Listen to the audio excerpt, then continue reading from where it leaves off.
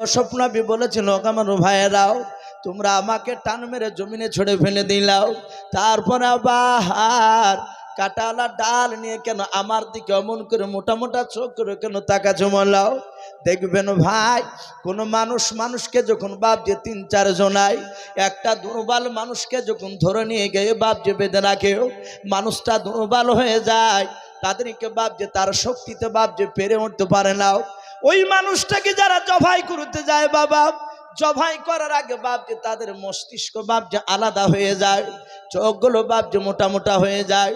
এ অস্বপ্নবীর ভাইয়েরা তাকে বাপ যে হত্যা করবে, এ অস্বপ্নবী তাকে দেখছেন তার ভাইদের চোখগুলো মোটা মোটা হয়ে গিয়েছে। এসব মানে ভাই, তোমাদের চেহারা দেখে আমি ভয় পাই। ভাই গো, অমন করে তোমরা আমার দিকে তাকায়ও নাও। তাফসীরে পাওয়া যায় ইউসুফ নবীর বাপ যে আপনার ওই যে আপনার বাদী বলে যে বাপ যার একটা মা ছিল, ইয়াকুব নবীর আর একটা বাদীর যে 4টা সন্তান ছিল, তারা তাড়াতাড়ি বাবা ইউসুফের বাপ যে জামাটাকে খুলে ফেললাও।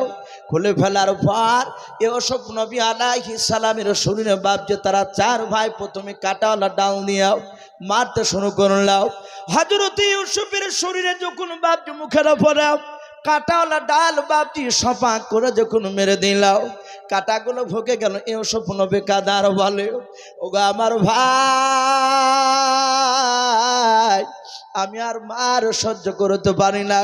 তারা বাপজি মারতে সবাই শুরু করলো, কিন্তু বড় ভাই এহদ বলে নাম, আর যদি মনে করেন রুবেনটা বড় ভাই, ওই বড় ভাইটাও হযরত ইউসুফ নবী দেখলেন বাবা উনি কাটাওয়ালা ডাল নিয়ে দাঁড়িয়ে আছে, উনি তো মারেন না।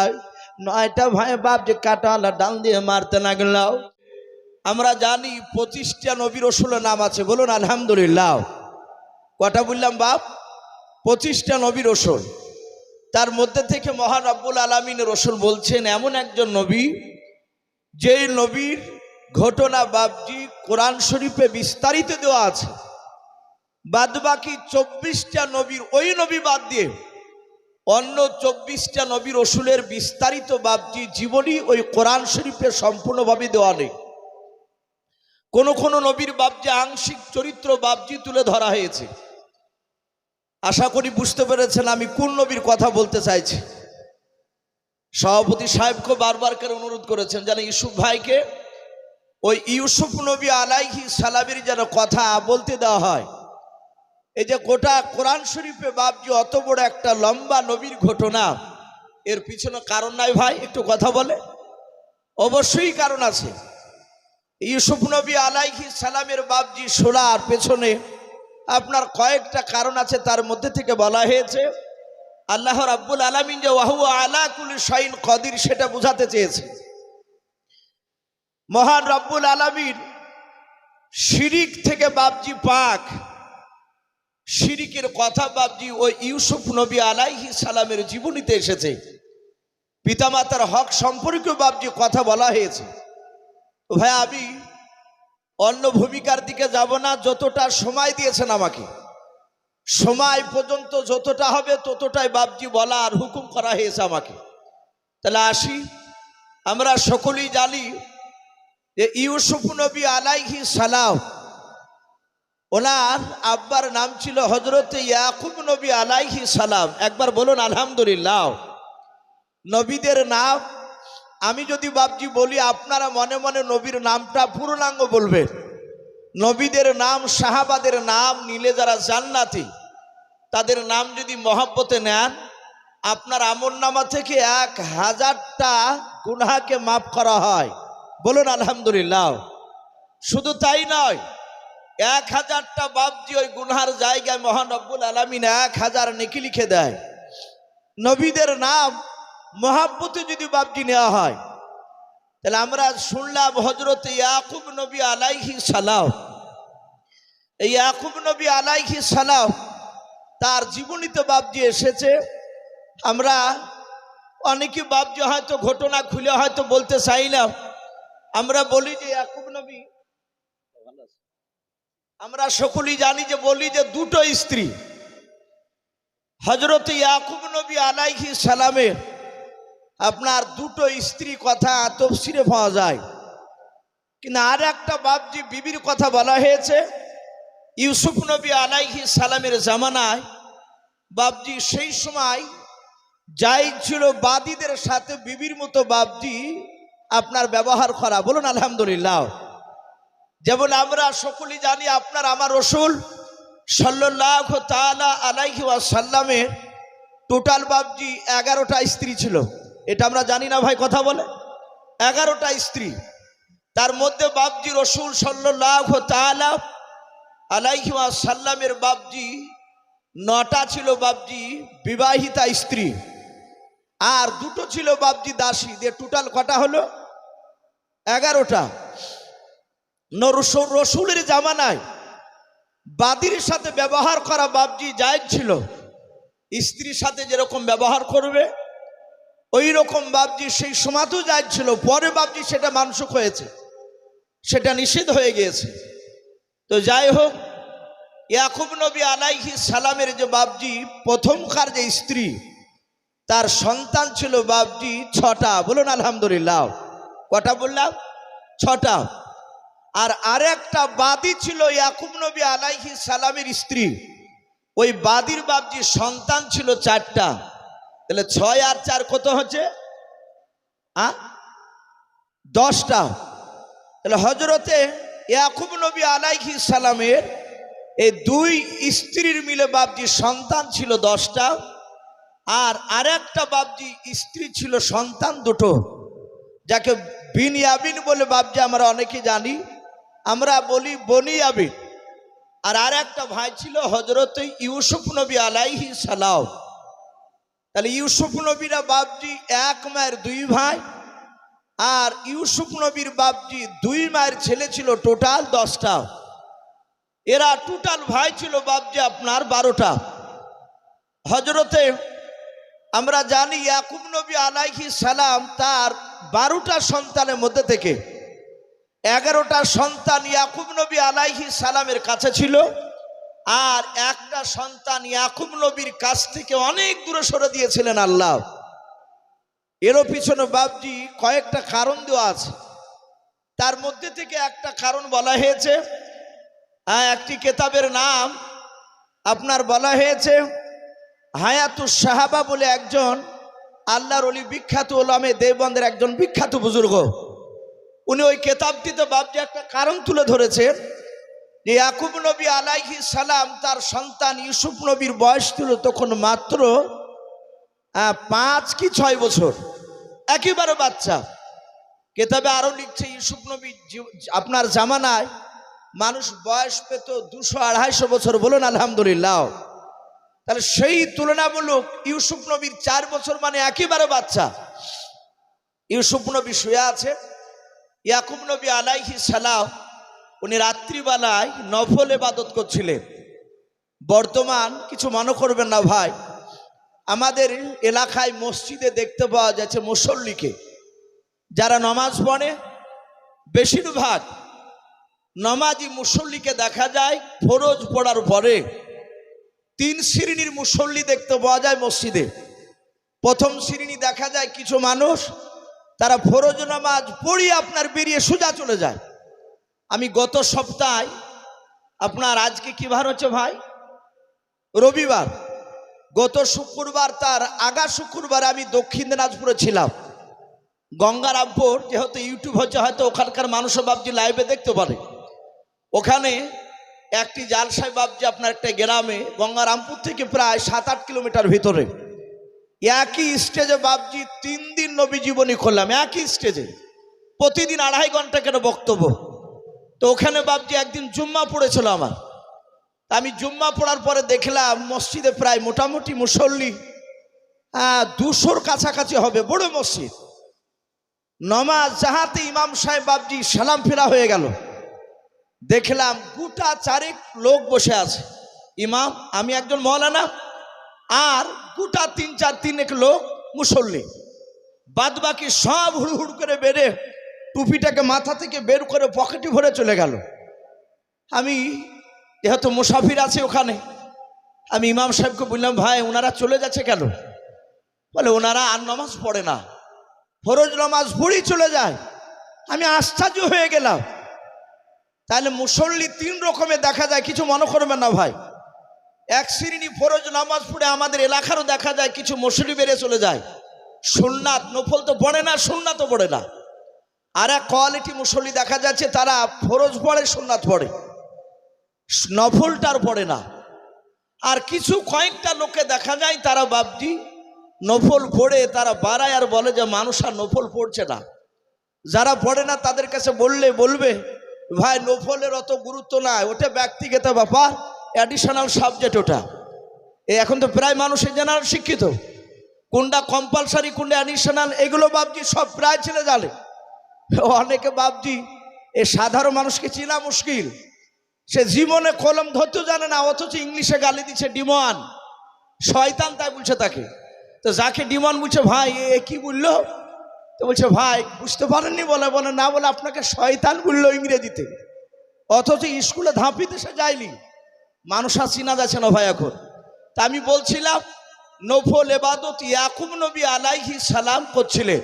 আমি এর মাঝে আর একটা কথা বলি ভাই, বর্তমান আমাদের ইমান দুর্বল না পাকা, একটু জোরে বলুন তো ভাই, একটু সবাই বলে। আমাদের ইমান এখন দুর্বল। এখন ফরজ সুন্নাত ওয়াজিব তার সাথে সাথে বাবজি নফলও গুরুত্ব দেওয়া দরকার। যত ওলি আউলিয়াদের জীবনী বাবজি পড়েছি, সাহাবাদের জীবনী পড়েছি, তারা পাঁচ ওয়াক্ত ফরজ সুন্নাত পড়ার ওয়াজিব পড়ার সাথে সাথে সারা রাত নফল সিদে ইবাদত করেছেন, বলুন আলহামদুলিল্লাহ। তবে আল্লাহর কাছে বাবজি তারা দামি হতে পেরেছে।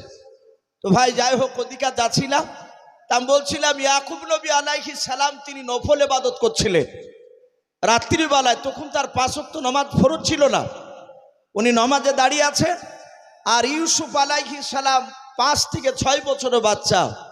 কোন রাবি বলেছেন যে আপনার 4 থেকে 5 বছর ছিল।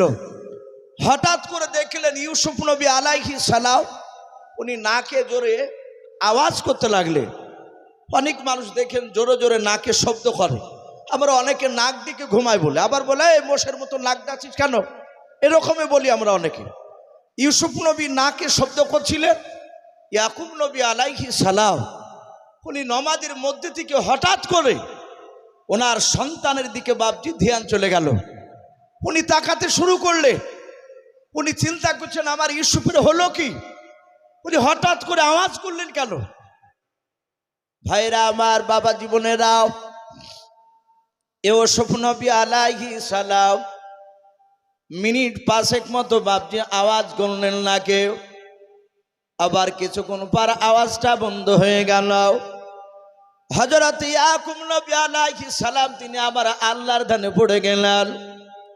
আবার কিছুক্ষণ পর হযরত ইউসুফ নবী আলাইহিস সালাম উনি নাকে বাবজি আওয়াজ করতে লাগলেন। হযরত ইয়াকুব নবী আলাইহিস সালাম সালাম তো কোনো ফেরান নাই, উনি আবার ওই নামাজের মধ্যে নিজের ছেলে ইউসুফ নবী আলাইহিস সালামের দিকে তাকাতে লাগলেন।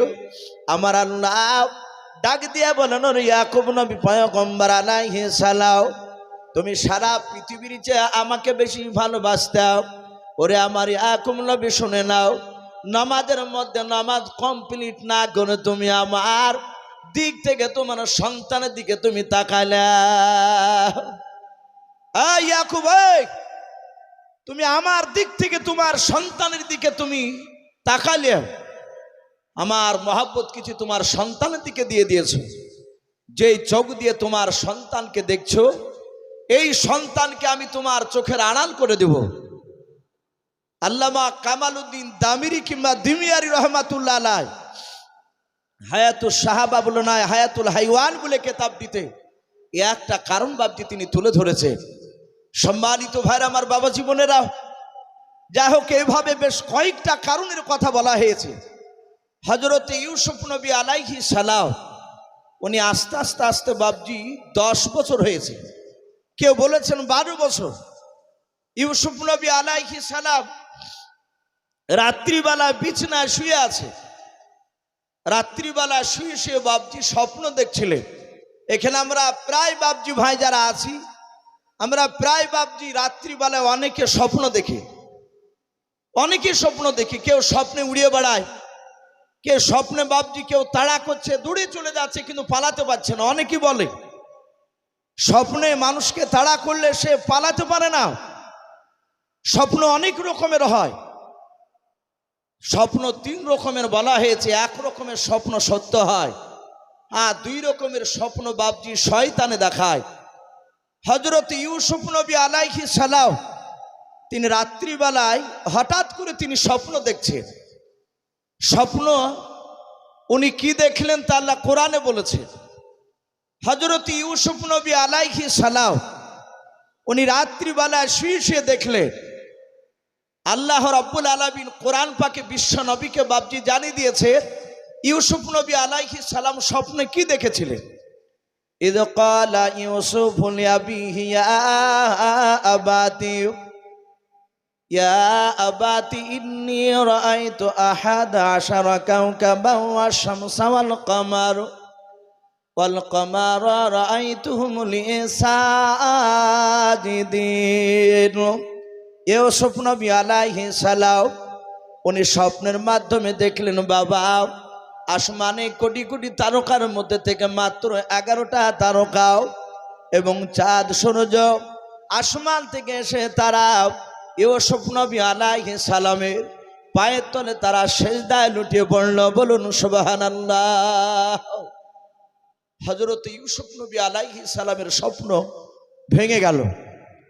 উনি ভেঙে যাওয়ার পরে উনি ঘরে বাপজি শুয়ে চিন্তা করছেন, স্বপ্ন দেখলাম ওই কোটি কোটি তারকার মধ্যে থেকে মাত্র 11টা তারাও কেন এসে আমার পায়ের নিচে, আর সূর্য চাঁদও এসে আমার পায়ের নিচে কেন তারা সিজদা করলো।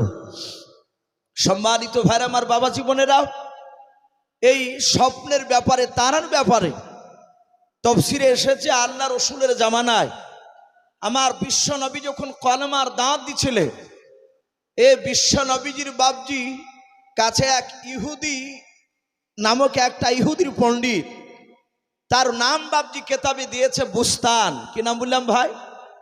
বুস্তান বলে এক ইহুদির পাদ্রী আলেম। সেও বাপজি ইউসুফ নবীর ঘটনা সেও বাপজি শুনেছে, সেও পড়েছে। আল্লাহ রসুল বাপজি মক্কা নগরে উনি কলমার দাওয়াত দিছিলেন, আর ওই সময় ওই বুস্তান নামক বাপজি বুস্তান নামক ইহুদির পাদ্রী পণ্ডিত রসুলের কাছে এসে বলল, ওগো আব্দুল্লাহর সন্তান, আমি শুনলাম তুমি নাকি নবুয়তের দাবি করেছো। রসুল বলেন, হ্যাঁ, আমি বারাহাক নবী প্লাস রসুল, তার সাথে হাতে আমি নবুয়তের দাবি করেছি। আল্লাহ রাব্বুল আলামিন আমাকে কলমার দাওয়াত দিতে দিয়েছে। সাথে হাতে ইহুদির পণ্ডিত বুস্তান সে বলল, এই আব্দুল্লাহর সন্তান, তুমি যদি সত্যিকারে যদি নবী হও তাহলে বলো দিনি ওই ইউসুফ নবী আলাইহিস সালামের কাছে আসমান থেকে 11টা তারাও এসে যে ইউসুফ নবীকে সিজদা করেছিল, ওই 11টা তারার তুমি কি নাম বলতে পারবা? বলুন সুবহানাল্লাহ। এক ইহুদির আলেম বুস্তান সে রসুলকে প্রশ্ন করছে, তুমি কি পারবা ওই 11টা তারা যে সিজদা করেছিল, চাঁদ সূর্যের কথা বলি নাই, আমি তারার কথা বলছি, যে 11টা তারা সিজদা করেছিল ওই তারাগুলো যদি নাম বলতে পারো তাহলে আমি সাথে হাতে তোমার কলেমা পড়ে মুসলমান হয়ে যাব। আমার বিশ্বনবী কথাটা শোনার পরে নবী চুপ করে থাকলে, কিছুক্ষণ চুপ করে থাকার পর বিশ্বনবী বললেন, ওগো বুস্তান, ইহুদির আলেম, এবার তুমি যদি আমার কাছে জানতে চাও আমি 11টা তারার নাম বলে দিতে পারবো। জোরে বলুন সুবহানাল্লাহ। ইহুদের আলেম জিজ্ঞাসা করলো, ভাই আমি তোমাকে প্রশ্ন করলাম, 11টা তারার নাম করতে পারলে আমি মুসলিম হয়ে যাব, কলেমা পড়ে নেব, কিন্তু তুমি চুপ করে কিছুক্ষণ ধরে বসে থাকলে তারপরে বলছো যে আমি উত্তর দেব, তুমি সাথে হাতে কেন বললে না? বিশ্বনবী ডাক দিয়ে বলেন, বুস্তান, তুমি যখন আমাকে প্রশ্ন করলাম ওই সময় 11টা তারার আমার নাম জানা ছিল না। জোরে বলুন সুবহানাল্লাহ। এই বুস্তান, তুমি যখন আমাকে জিজ্ঞাসা করলে 11টা তারার নাম কি, তখন আমি জানতাম না। আমি যে চুপ করেছিলাম সেই সময়ের মধ্যে মহান রব্বুল আলামিন তার ফেরেশতা জিবরিল আলাইহিস সালামের দ্বারায় আমাকে এখনই 11টা তারার নাম বলে গেলেন। জোরে বলুন সুবহানাল্লাহ। এখান থেকে বাপজি একদম পরিষ্কার। অনেক মানুষ যে আমরা এরকম বলি যে নবীরা গায়েবের খবর দিতে পারে, নবীরা আলিমুল গায়ব, বলুন আস্তাগফিরুল্লাহ। অনেক লোকের বাপজি এটা আকীদা। আমার বিশ্বনবী বলেন আমি জানতাম না, আল্লাহ আমাকে জানিয়েছেন ফেরেশতার মারফতে, তারপর আমি জানতে পেরেছি। ওই 11টা তারার মধ্যে একটা তারা নাম ছিল জারির, আর একটা তারা নাম ছিল তরিক, এইভাবে বাপজি আরেকটা তারা নাম জুলতারিশ। এইভাবে বাপজি 11টা নাম আছে তারার। যাহাতে নবী একা করে 11টা তারার ওই সেজদা করেছিল, সে তারাগুলোর নাম বলে দিলে আর বুস্তান সাতাহাতে নবীজির কলমা পড়ে মুসলমান হয়ে গেল। জোরে বলুন সুবহানাল্লাহ। সম্মানিত ভাইরা, আমার বাবা জীবনেরা, আমার বিশ্বনবী ওই দিকে 11টা তারা, চাঁদ সূর্য আমার পায়ের নিচে এসে সেজদা করলো। এই কথাটা ইউসুফ নবী চিন্তায় পড়ে গেলেন, আমি আব্বাকে বলবো না আমার ভাইদের কাছে গিয়ে কথাটা বলবো। ভাই, এখান থেকে বাপজি পরিষ্কার বোঝা যাচ্ছে ইউসুফ নবী আলাইহিস সালাম, ওনার ভাই আর ওনার আব্বারা যে ঘরে ছিল সেই ঘরে ইউসুফ নবী ছিলেন না। কারণ ইউসুফ নবী চিন্তা করছেন আমি আব্বাকে বলবো না আমি আমার এই স্বপ্নের কথাটা প্রথমে ভাইদের কাছে গিয়ে বলবো, না ভাইকে না বলে আমি আব্বার কাছে বলবো। যদি ওনারা এক ঘরে থাকতেন তাহলে ওখানেই তো বাপজি স্বপ্ন দেখার পরপরই ঘুম ভাঙার পর হয় আব্বার ঘরে থাকলে বলতেন আব্বা আমি এক্ষুনি স্বপ্ন দেখলাম, আর যদি ভাইয়েরা থাকতো তাহলে বলতো ভাই আমি স্বপ্ন দেখলাম উঠো। এ কথা বলতেন কি বলতেন না? কথা বলো। তাহলে কথা ইউসুফ নবীর ভঙ্গিমায় বোঝা যাচ্ছে ইউসুফ নবীর ভাইয়েরা ছিল আলাদা ঘরে, ইউসুফ নবী ছিলেন বাপজি আলাদা ঘরে। এখান থেকে বাপজি মুফাসিনে কেরাম বলেন আমার বিশ্বনবী বলেছে, আর নবীর কথায় তো মুফাসিনে কেরামরা বাপজি আলোচনা করেছে, সন্তান 10 বছর 12 বছর হয়ে গেলে সেই সন্তানের বিছনা বাপজি আলাদা করা লাগবে। বলুন আলহামদুলিল্লাহ। বাপ মার বিছনা থেকে বাপজি আলাদা করা লাগবে। আপনার অন্য ছেলেরা যদি বড় হয়ে যায়, 2 ছেলে বাপজি বড় হয়েছে এক ঘরে শুয়ে থাকা ঠিক হবে না, তাদেরও বাপজি বিছনা আলাদা করা লাগবে।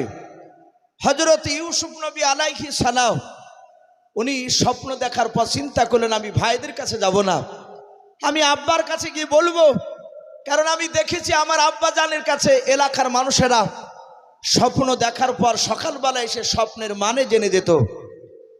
তাফসীরে লিখছে ইয়াকুব নবী আলাইহিস সালাম ইউসুফ নবীর বাপ যে নয়, উনি স্বপ্নের ব্যাখ্যা করতে পারতেন, উনি স্বপ্নের তাবির মানে করতে পারতেন। তাই ইউসুফ নবী সকালবেলা বিছানা থেকে উঠি সোজা ওর ভাইদের ঘরের দিকে না গিয়ে সোজা ইয়াকুব নবীর ঘরের দিকে বাপজি চলে যাচ্ছে। হযরত ইউসুফের যে বাপজি 10টা আরো ভাই ছিল, তার মধ্যে থেকে বাপজি আপনার সুমন বলে যে বাপজি একটা ভাই, কোন মুফাসসির কেরাম শামউন বলেছেন ওই সুমনের নামটাই।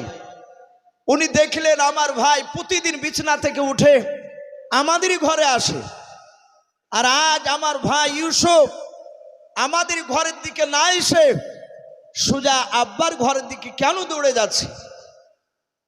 হযরতে সুমন ইউসুফের বাপজি তার ভঙ্গিমা তার চাউনি দেখে বুঝতে পেরেছেন আমার ভাই ইউসুফ হয়তো কোনো ইমার্জেন্সি কথা আমার আব্বার কাছে আলোচনা করবে।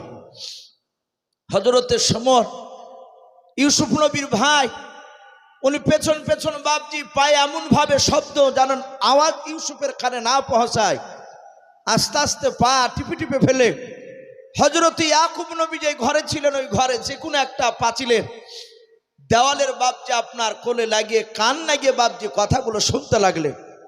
দেখে দিনে আমার ইউসুফ ভাই আব্বার কাছে কি আলোচনা করে। হযরত ইউসুফ নবী ঘরের দরজায় প্রবেশ করার পরই ইয়াকুব নবী বলেন ওগো বাবা ইউসুফ, কি ব্যাপার তুমি আমারই ঘরে আসলে কেন বলো? হযরত ইউসুফ নবী বলেন আব্বা আমি রাত্রিবেলায় অতি আশ্চর্য একটা স্বপ্ন দেখেছি। হযরত ইয়াকুব নবী আলাইহিস সালাম ডাক দিয়ে বলেছিল, রে আমার বাবা ইউসুফ, বলো তুমি এমন কি স্বপ্ন দেখেছো, তাড়াতাড়ি তুমি বলে দাও। ইউসুফ নবী আলাইহিস সালাম তিনি বলেন, আব্বা আমি স্বপ্ন দেখলাম ওই আসমানে কোটি কোটি তারকার মধ্যে থেকে মাত্র 11টা তারকা এবং চাঁদ সূর্য তারা আসমান থেকে নেমে এসে আমার পায়ের নিচে তারা সিজদা করলাম। হযরত ইয়াকুব নবী আলাইহিস সালাম ইউসুফ নবী আলাইহিস সালামের বাপজি স্বপ্ন শোনার পর ইয়াকুব নবী আলাইহিস সালাম তিনি মুচকে মুচকে হাসতেছেন। ইউসুফ নবী আলাইহিস সালাম বলেন, আব্বা আপনি স্বপ্নের তাবিরটা মানেটা করে দেন, স্বপ্নের তাবির করে দেন। ইয়াকুব নবী আলাইহিস সালাম বলেন, বাবা আমি স্বপ্নের ব্যাখ্যা করে দিব রে বাবা, দেখো ঘরের বাইরে কাউকে দেখতে পাওয়া যায় কিনা। হযরত ইউসুফ আলাইহিস সালাম পেছন ঘুরে বাপজি ঘরের বাইরে বেরিয়ে ডান দিকে বাম দিকে বাপজি তাকালে, ছোট ছেলে অত গুরুত্ব দিলেন না, এসে বলেন, আব্বা কাউকে তো দেখা যাচ্ছে না। বলে, কাউকে দেখা যাচ্ছে না? বলে না। আব্বা আপনি বলুন এই স্বপ্নের মানেটা একটু করে দেন। ইয়াকুব নবী আলাইহিস সালাম বলেন, বাবা আমি তোমাকে স্বপ্নের মানেটা করে দিব, কিন্তু এই স্বপ্নের কথা খবরদার তুমি কাউকে বলবে না। বলুন আলহামদুলিল্লাহ। এখান থেকে বাপজি নবীরা গায়বের খবর জানে না, এটাও বাপজি প্রমাণ পাওয়া যায়। হযরতে নবীরা যদি বাপজি রাসূলরা যদি অদৃশ্যের খবর যদি দিতে পারতেন, তাহলে ইয়াকুব নবী বলতেন, ওগো আমার ছেলে ইউসুফ, দেখো আমার ঘরের অমুক দেওয়ালের পেছনে আমার আরেকটা ছেলে সমন বলে সে দাঁড়িয়ে আছে। কি কথা বলতেন না? অথচ ইয়াকুব নবী আলাইহিস সালাম উনিও জানতে পারলেন না। আর যারা আল্লাহর কথা শুনে বাপজি বলে তাদেরকে গায়েব বলা হয় না। এই যে আমি আপনাদের কাছে আলোচনা করছি ভাই, এমন কিছু কথা আমি যেটা আপনাদের সামনে আলোচনা করছি আপনারা হয়তো কারো মুখে শোনেন নাই, তাহলে এটাও তো বাপজি তাহলে গায়েব আপনাকে ভাবতে হবে, তাহলে আপনাদের বিশ্বাস করতে হবে তাহলে ইউসুফও মনে হয় গায়েবের খবর জানে। বলুন আস্তাগফিরুল্লাহ। কারণ আমি তো গায়েবের খবর জানি না, আমিও তো বাপজি একজনের কাছ থেকে জেনে বলছি। অনুরূপভাবে আমার নবীরাও আল্লাহর কাছ থেকে জেনে বাপজি ওই অদৃশ্যের কথাগুলো বলতেন। বলুন আলহামদুলিল্লাহ। ওটাকে আলিমুল গায়ব বলে না।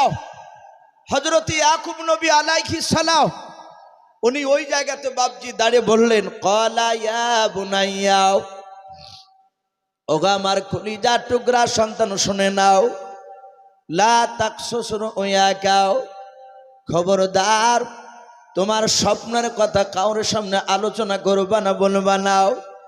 আলা ইখওয়াতিকা, এমনকি তোমার ভাইদের সামনে আলোচনা করবা না।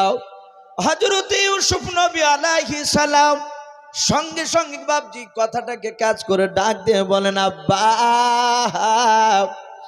আপনি বলেন আলা ইখওয়াতিকা, খবরদার ইউসুফ বেটা শুনে নাও, তোমার ভাই ভাইদের সামনে আলোচনা করবা নাও। ইউসুফ নবী বলেন, আব্বা আমাদের মা দুটো, কিন্তু আব্বা তো আপনি আমাদের একজনই। ওগো আব্বা আপনি কেন ভাইদের সামনে কথাটা বলতে বারণ করলেন? ইয়াকুব নবী আলাইহিস সালাম বললেন, ফায়াকিদু লাকা কাইদা, ওগো আবার ছেলে এসো, চক্রান্তকারী তো চক্রান্ত করবে। আই ইউসুফ ইন্না শাইতানা লিল ইনসানি আদুউম মুবিন, নিশ্চয় শয়তান মানুষের প্রকাশ্য দুশমন। ওগো আমার ছেলে এসো, খবরদার তোমার ভাইদের সামনে স্বপ্নের কথা বলবা না। ইউসুফ বলেন, আব্বা আমি বলবো না, কিন্তু 11টা তারা চাঁদ সূর্য আমার পায়ের নিচে সেজদা করার কারণটা কি একটু খুলে বলুন। ইয়াকুব নবী আলাইহিস সালাম বললেন, বাবা তোমরা টোটাল ভাই কটা? বলে আমরা টোটাল ভাই হচ্ছে 12টা। ইউসুফ তোমাকে বাদ দিলে কটা থাকে? বলে আমাকে বাদ দিলে 11টা।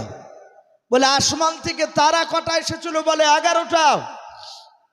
ইউসুফ 11টা তারা মানে 11টা তোমার ভাইয়েরা, তোমার আনুগত্য স্বীকার করবে। বলুন সুবহানাল্লাহ।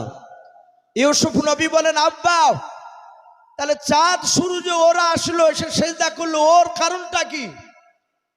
ইউসুফ নবীর কথা শুনে ইয়াকুব নবী মুচকি মুচকি হাসছেন আর বলছেন, বাবা চাঁদ হচ্ছে তোমার মা আর সূর্য হচ্ছে আমি তোমার আব্বা। ওগো আমার ছেলে ইউসুফ, এমন একটা সময় হবে সেই দিনও তোমার আব্বা মা তোমার কথা অনুযায়ী চলতে বাধ্য হবে। বলুন আলহামদুলিল্লাহ। ইউসুফ নবী হাসছেন আর বলেন, আব্বা আমার ভাইয়েরা এবং আপনি আমার মা আমার কথা অনুযায়ী কেন চলবেন? ইয়াকুব নবী বললেন, তোমার স্বপ্নের ব্যাখ্যায় পাওয়া যাচ্ছে মহান রব্বুল আলামিন তোমাকে সব ভাইদের চেয়ে উচ্চ সম্মানের অধিকারী করবেন। জোরে বলুন আলহামদুলিল্লাহ। এই উচ্চ সম্মানের অধিকারী এই মানুষদের মধ্যে থেকে একমাত্র বাপ যে আল্লাহর পরে নবী রাসূলরা। বলুন আলহামদুলিল্লাহ। নবী রাসূলের উপর দিয়ে বাপ যে আর পৃথিবীর কোনো মানুষের দাম আছে, মর্যাদা আছে কথা বলে? হযরত ইউসুফ নবী আলাইহিস সালাম বলেন, আব্বা আমি কাউকে বলবো না। ইউসুফ নবী ঘর থেকে বেরোনোর আগে তার ভাই সুমন বাপজি অন্য সাইড হয়ে গেল, যেন ইউসুফ বুঝতেও জানে না পারে। ইউসুফ নবী আলাইহিস সালাম ওনার ভাইদের সাথে বাপজি দেখা করে উনি চলে গেলেন অন্য জায়গায়। সেই ফাঁকে বাপজি ইউসুফের সুমন বলে ভাইটা, তার বড় ভাই বাপজি একটা ভাই, কেউ বলেছেন ইয়াহুদ বড় ভাই ছিল, আবার কেউ বলেছে রুবেল বলে উনিও বড় ভাই ছিলেন। বেশিরভাগ জমহুর ওলামা তারা ইয়াহুদকে বড় বলেছে, আবার কিছু ওলামা বলেছে না ইয়াহুদ নয়, রুবেল ছিলেন বড় ভাই। যাই হোক, রুবেল কিংবা ইয়াহুদ এই দুই ভাইয়ের মধ্যে যেই ভাইটা বড় ভাই তাকে ইউসুফ ডেকে বলেন, ওগো আমার ভাইয়েরা, ও বড় ভাই, আমরা যে এক মায়ের 10টা ভাই একত্রিত হও। বলে কেন? বলে খুব গুরুত্বপূর্ণ কথা আলোচনা হবে। ইউসুফের বড় ভাই বাপজি তার ভাইদেরকে ডাক দিল, একত্রিত হলো। সুমন বলল, ভাই এখানে দেখো তুমি ইউসুফের ভাই ছোট ভাই বনিয়ামিন আছে কিনা। ওরা এদিক ওদিক তাকাতে কি করে বলল, ভাই কেউ নেই। হযরত ইউসুফ নবী আলাইহিস সালাম তার আরেকটা ভাই বলল, এখানে বনিয়ামিন বসে, ইউসুফের ছোট ভাই। সুমন বলল, ভাই ওকে রাখা হবে না, ওকে উঠিয়ে দাও, তারপরে আলোচনা করব। ইউসুফ যদি ছোট হয়, তার চেয়ে বাপজি প্রায় 3 বছরে আরো ছোট ইউসুফের ছোট ভাই বনিয়ামিন ওনার হাতখানা ধরে বলল, ভাই একটু চলে যাও, আমরা একটা কিছু কথা আলোচনা করব। উনি আর কথাটায় গুরুত্ব দিলেন না, একেবারে বাচ্চা। ইউসুফের বড় ভাই ডাক দিয়ে বলল, সুমন ভাই এমন কি গুরুত্বপূর্ণ কথা একটু খুলে বলো। ডাক দিয়ে বলল, আজ আমাদের ভাই ইউসুফ বিছানা থেকে উঠে আমাদের ঘরে আসে নাই। তার 9টা ভাই, সুমনের 9 ভাই বলল, আমাদের ঘরে তো আসেনি, প্রতিদিন আসে, আজ আসে নাই। বলে কোথায় গিয়েছিল জানো? বলে না তা জানি না। সুমন বলল, ভাই ওই বিষয় নিয়ে আলোচনা হবে। বলে বলো। বলে আমি দেখলাম ভোরবেলায় বিছানা থেকে উঠে সুজা দেখলাম আব্বা ইয়াকুব নবীর ঘরে চলে গেল। যে ইয়াকুব নবী আব্বা আমার যেই ঘরে আছেন সে ঘরে ইউসুফ ভাই গিয়ে ইউসুফ ভাই স্বপ্নের কথা বলল। স্বপ্নের মানের কথাটা বাপজি যখন ওনাদের সামনে আলোচনা করলে, ইউসুফের বড় ভাই উনি হাসতে হাসতে বললেন, ওগো সুমন ভাই, যদি আমাদের ইউসুফ ভাই উচ্চ সম্মানের অধিকারী হয়, এটা তো আমাদের সৌভাগ্যের বিষয়। বলুন আলহামদুলিল্লাহ। এটা তো আমাদের গর্বের বিষয়। সুমন বললে কেন? বলো ভাই আমাদের আব্বা একটা, কিন্তু মা দুটো হতে পারে, বাপ তো একটাই। সুমন বলল, ভাই ইউসুফরা সংখ্যায় কম, আমরা সংখ্যায় বেশি। বড় ভাই শুনে নাও, আমাদের মধ্যে এতগুলো ভাই থাকার পরও ওই উচ্চ সম্মানের অধিকারী হতে পারবো না। ওরা সংখ্যায় কম, ওরাই হয়ে যাবে। ভাই শুনে নাও, আমরা আর একটা দেখেছি এলাকায় প্রতিটা মানুষ আমাদের ছোট ভাই ইউসুফের প্রশংসা করে, আর আমাদের 10টা ভাইয়ের মধ্যে যে কোনো একটা ভাইয়ের বিরুদ্ধে প্রতিদিন আমার আব্বার কাছে বিচার নিয়ে যায়। আমাদেরকে মানুষ তো ভালোবাসে না। এই মহাব্বত কার তরফ থেকে হয় একটু কথা বলেন ভাই, আরো জোরে বলেন। আল্লাহর তরফ থেকে। আল্লাহ যখন কাউকে ভালোবাসেন, বিশ্বনবী বলেন আল্লাহ রাব্বুল আলামিন ফেরেশতা জিবরিলকে ডাকে। ডাকার পর আল্লাহ বলেন, ওগো জিবরিল ফেরেশতা, আমি দুনিয়ার অমুক বান্দাকে আমি ভালোবাসি। ধরুন এই যে বসে আছেন কারি আব্দুল মাজিদ সাহেব, আপনাদের এলাকার খুব সম্মানীয় ব্যক্তি উঠে, যেহেতু একটা মাদ্রাসা চালাচ্ছে। হয়তো আল্লাহ ডেকে বলবেন, জিবরিল বলো আমি আব্দুল মাজিদ সাহেবকে আমি আল্লাহ ভালোবাসি। তুমি আসমানে ফেরেশতাকে বলে দাও সব ফেরেশতা যেন আব্দুল মাজিদকে ভালোবাসে। বলুন আলহামদুলিল্লাহ। তখন জিবরিল আলাইহিস সালাম আসমানে বলে দেয়, আর যখনই আসমানে বলে দেয় অটোমেটিক বাপজি ফেরেশতার আসর পৃথিবীর মানুষের মধ্যে পড়ে যায়। তখন পৃথিবীর মানুষ, এক শ্রেণীর মানুষ তার বিরোধিতা করে বাপজি তার চুল পরিমাণ সম্মান কমাতে পারে না। পারে কথা বলে? আপনি আমি বিরোধিতা করলে যায় আসে না, দেখা যায় শত শত লোক তার ভক্ত হয়ে যায়। অথচ আমরা বলি যে ওই লোকটাকে দেখলো কি রে, সবাই ওই ব্যক্তির জন্য কেন পাগল, এরকম বলে না অনেক সময়তে। এই মহাব্বত আল্লাহ তরফ থেকে হয়। হযরত ইউসুফের ভাইয়েরা বলে, আমাদের যে কোনো ভাই, গ্রামের যে কোনো লোক আমাদের ভাইদের বিরুদ্ধে আব্বার কাছে বিচার আসে। সবচেয়ে বড় কথা কি জানো ভাই, আব্বাকে দেখেছি সব ভাইদের চেয়ে আমাদের ছোট ভাই ইউসুফকে বেশি ভালোবাসে। ওগো আমার ভাইয়েরা, আমরা যদি ইউসুফ ভাইকে উকতুলু ইউসুফা, তারা বলেছিল আমরা যদি ইউসুফকে যদি জবাই করে দিতে পারি, আবিতরাহুহু আরজা ইয়াকুলু লাকুম আজহু আবিকু ওয়া তাকুনু মিন বাদিহি কওমান সালিহিন। তারা ডাক দিয়ে বলেছিল আমরা আমাদের ভাই ইউসুফকে যদি জবাই করে দিতে পারি, তাহলে ইউসুফ ভাইয়ের উপরে যে মহব্বতটা, আশা করি ইউসুফ ভাইকে আর দেখতে পাবে না। তখন আমার আব্বা ইউসুফ ভাইয়ের পরে আমাদেরকে মহব্বত করবে। বলুন আলহামদুলিল্লাহ। এই কথার উপর বাপজি তার 9টা ভাই বাপজি রাজি হয়ে গেল। তার ভাইয়েরা একত্রিত হয়ে বলল, ভাই ইউসুফ ভাইকে জবাই করবা? বলে হ্যাঁ। বড় ভাই বলল, ভাই ইউসুফকে মারা যতটা মুখে বলা সহজ, বাস্তবে পরিণত করা অত সহজ নয়। বলে কেন? বলে আমরা দেখেছি আব্বা জানে একটি বেলা ইউসুফকে চোখের আড়াল করে কোথাও থাকতে দেয় নাই, এত ভালোবাসতে। ইউসুফের ভাইয়েরা তারা যুক্তি দিয়ে বলল, ভাই ইউসুফ বাচ্চা ছেলে, সে মাঠের যাই নাই, আমরা তাকে মাঠের কিছু লোভ লালসা দেখাবো। ইউসুফ মাঠে আমরা ইউসুফকে ছলে বলে কৌশলে নিয়ে যেতে পারলে আমরা তাকে হত্যা করে ফেলবো, ইউসুফ জানতে পারবে না, আব্বা আমাদের চক্রান্ত ধরতে পারবে না। ইউসুফের ভাইয়েরা বাপজি তারা চক্রান্তর জাল বিছাছে। ইয়াকুব নবী জানেন না, ইউসুফ নবীও জানেন না। ইউসুফের ভাইয়েরা বাপজি তারা মিটিং শেষ করে ইউসুফ নবী আলাইহিস সালামকে সাইডে ডেকে নিয়ে গিয়ে বলল, ভাই ইউসুফ কোনোদিন তুমি মাঠে যাও না? বলে না। বলে আমরা মাঠে দুম্বা ছাগল চড়াতে যাই। ওগো আমার ভাই ইউসুফ, একদিন যদি মাঠে যাও, মাঠে গেলে তোমার শরীর স্বাস্থ্য ভালো হবে, একদিন গেলে আর কোনোদিন তুমি বাড়িতে থাকতে চাইবা না। ইউসুফকে মাঠের কিছু লোভ লালসা দেখালো। হযরত ইউসুফ বাচ্চা ছেলে বললেন, ওগো ভাইরা, আমার আব্বা তো আমাকে যেতে দিবে না, আব্বা আমাকে একটি বেলা চোখের আড়াল করে কোথাও থাকতে দেয় না।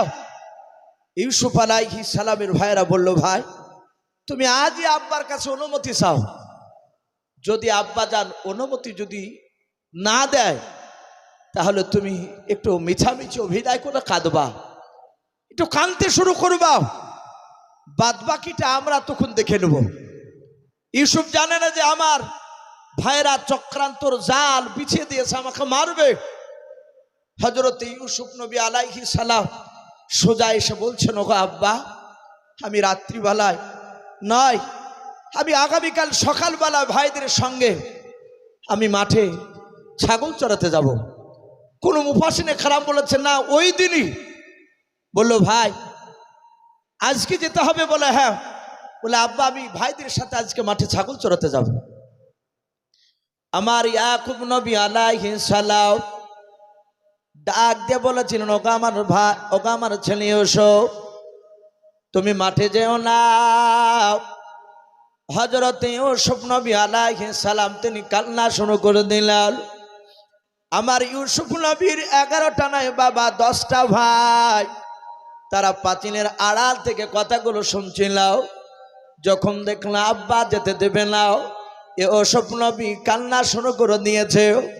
ইউসুফের বাবা 10টা ভাই তারা অভিনয় করে অজানার ভান করে এসে বলেছিল, ওগো আব্বা জান, আমাদের স্নেহের ছোট ভাই, মহাব্বতের কলিজার টুকরা ছোট ভাই ইউসুফ কেন আপনার কাছে কান্না করেছে বলেন। হযরত ইউসুফ নবী আলাইহিস সালামের আব্বা ইয়াকুব নবী আলাইহিস সালাম বলেছিলেন, ওগো আমার ছেলেরা, হঠাৎ করে আজকে আমার ছেলে ইউসুফ মাঠে যাওয়ার জন্য ভান ধরেছে, কান্না শুরু করেছে। ওগো আমার ছেলেরা, তোমরা ভালো জানো আমার ছেলে চলে গেলে আমি একটি বেলা আড়াল করে থাকতে পারবো না। ওরে আমার ছেলেরাও, দয়া করে আমার ছোট ছেলে ইউসুফকে তোমরা একটু বুঝে বলে যেন মাঠে যেন যেতে না চায়। ইউসুফের ভাইয়েরাও তারা বাপজি জানতে দিল, ডাক দিয়ে বলেন, আব্বা আপনি চিন্তা করবেন না, শুধু আজ কি যেতে চেয়েছে আমার ভাই ইউসুফ বলে হ্যাঁ। ওগো আব্বা জান আপনি চিন্তা করবেন না, আপনি আজকের মতো অনুমতি দেন, আমাদের ছোট ভাই ইউসুফকে মাঠে নিয়ে যাব, আপনি চিন্তা করবেন না। হযরত ইয়াকুব নবী আলাইহিস সালাম ডাক দিয়ে বলেছিল, বাবা আমার ছেলে ইউসুফকে যদি মাঠে নিয়ে যাও, আমার ছেলে রৌদ্রে থাকতে পারে না, কষ্ট হবে, আমার ছেলেকে রৌদ্র লাগবে। ইয়াকুব নবী আলাইহিস সালামের ছেলেরাও তারা 10 জনায় বলেছিল, আব্বা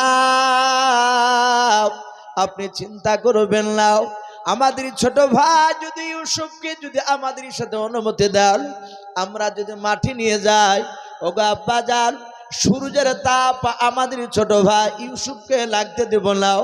যদি রৌদ্র লাগে, সূর্যের যদি তাপ লাগে, ওগো আব্বা জান মাঠে খুরমা পাতার খাজর আপনার টুপে পরে তাজ বানিয়েও আমরা আমাদের ছোট ভাই ইউসুফের মাথায় দিয়ে দেব। বলুন সুবহানাল্লাহ। ওগো আব্বা চিন্তা করবেন না, ইউসুফকে আর রৌদ্র লাগবে না, খুরমা খাজুরের পাতার তাজ বানিয়ে দিব। হযরত ইয়াকুব নবী আলাইহিস সালাম দেখলেন না ছেলেরা তাজ বানিয়ে দেব বললাম। হযরত ইয়াকুব নবী আলাইহিস সালাম আবার ডাক দিয়ে বলেছিল, আমার ছেলেরা, আমার ইউসুফকে ঘন ঘন ভোগ লাগে, ক্ষুধা লাগে, আমার ছেলে ইউসুফকে মাঠে যদি নিয়ে যাও ভোগ লাগবে, ওই সময় তোমরা কি খেতে দেবা বলাও। হযরত ইয়াকুব নবীর ছেলেরা ডাক দিয়ে বলেছিল, আব্বা যদি আমাদের ছোট ভাই ইউসুফ যদি ক্ষুধা পায়, খুরমা নাই, দুম্বার দুধ দহন করে খেতে দেব। বলুন সুবহানাল্লাহ। যে কথাটা ইয়াকুব নবী বলছে ওটা কি বাপজি ইয়াকুব নবী ছেলেরা দলিল দিয়ে কেটে দিচ্ছে? ইয়াকুব নবী দেখলে না, এরা তো শুনে না, এরা মানা করার পরিবর্তে এরা নিয়ে যেতে চাইছে। হযরত ইয়াকুব নবী আলাইহিস সালাম ওনার চোখ দিয়ে পানি ঝরতে লাগলো। ইউসুফের ভাইয়েরা ডাক দিয়ে বলেছিল, আব্বা আপনি কেন কান্না করেছেন বলেন।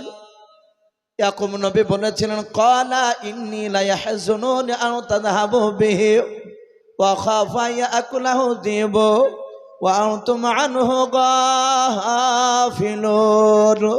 ইয়াকুব নবী আলাইহিস সালাম উনি কাঁদতে কাঁদতে বলেছিলেন, ওগো আমার ছেলেরাও, আমার ভয় হতেছে, আয়াকুলাহু যিবু, আরবিতে বাপ যা আপনার নেকড়া বাঘকে জীবন বলা হয়।